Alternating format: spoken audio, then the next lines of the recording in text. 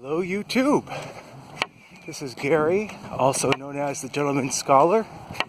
Out on my walk to clear up a nice little hangover. It was a little hangover too, but getting older. 4 beers at night's gonna kind of knock me upside the head and make me a little nauseous, sadly. So just going the morning walk is clearing that up. Anyway, when I walk, I'd like to take along the phone so I could listen to some people on YouTube. And in this particular morning, I listened to Uncle Phil's CELLAR. And he was talking about winning yourself off Facebook. And I found that this resonated quite a bit because I've done pretty much the same thing for the last week. Got into a row with my better half. He was all pissed off that I was spending my time on it, and by God, he was right. So I set some ground rules for myself. When I'm at home, the phone stays on the table. There's no sitting back in the armchair, flipping through it. Because the thing is, Facebook is insidious. It's very user-friendly. And yes, it's very good at keeping you in touch with people. Friends that you already have in real life and making quote-unquote new friends. But the thing is, it tricks you when you're looking through your notifications and you're scrolling through and sharing stuff. It tricks you into thinking that you're doing something substantial and worthwhile. And I use Facebook mainly to vent my frustrated stand-up comedy vibe. Basically, I use it mainly for comedy, occasionally for politics. There's a decent article on there, but for the most part, when I've ditched Facebook, I haven't really missed it. There's been a couple of things here and there when I check it briefly, the couple of seconds that I snatch here and there. I'll see a really cool article or someone who says hello, but for the most part, it's cotton candy. And since I catch my phone over by the what do you call it? Away from me. I have blown through so much reading, it's not even funny. The stack that's been on the armrest next to the chair has gone way down, because now you're forced to read, something you were putting off, so you could get your Facebook dopamine rush.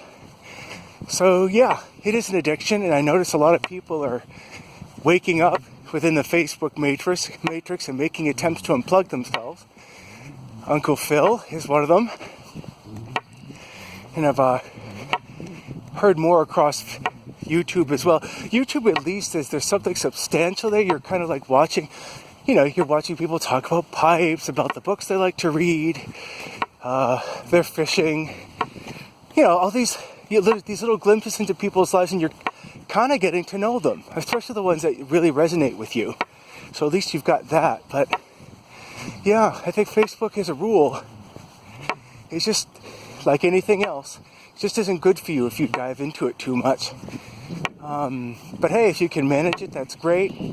I can't seem to be able to, so gotta just keep it on short bus rides and whatever when there's no time to really read a book. But that's what I've got to say about that. Professor Jeremiah, he mentioned something in his last video about basically, he makes it a point to at least do one pipe video on a regular basis, just to kind of keep his presence known in the YTPC. And I've really been thinking about doing that myself, because I always talk myself out of it. I get myself comfortable. Oh, I don't want to go downstairs or out on the cold porch. Light up a pot. I always talk myself out of it. When something becomes work, and I feel that I have to do it, I already create a hurdle for myself. But hey, for the last month, I've been getting up early to walk and do regular exercises, so this should just be another thing.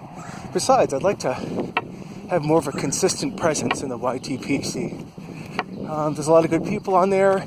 I haven't the time to follow them all, so I just kind of watch what I watch, depending on the length of video, the time it takes, what kind of mood I'm in, all that stuff.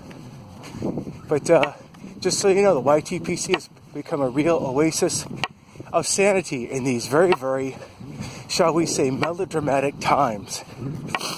Which, by the way, I should say, these melodramatic times, be they politics or what have you, that stuff gets exacerbated on social media as well. I'm not a big Twitter follower. I don't particularly care for the platform. But Facebook, yeah, you get a lot of it on Facebook, and you get this artificial stress. Really, like, did I offend someone? Are they pissed off at me? And it's really, in the real world, it really wouldn't matter, because, they'd see your verbal cues and they'd take it as a joke. Whereas here, it's like, oh man, did I say something wrong? Did I do something wrong?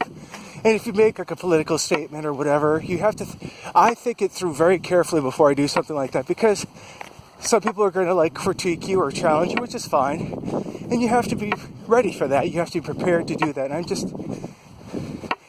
just not, to be honest, unless I really feel heavily about something, I'm just not ready to like be the hockey goalie, like defending my viewpoint from all these pucks flying at me.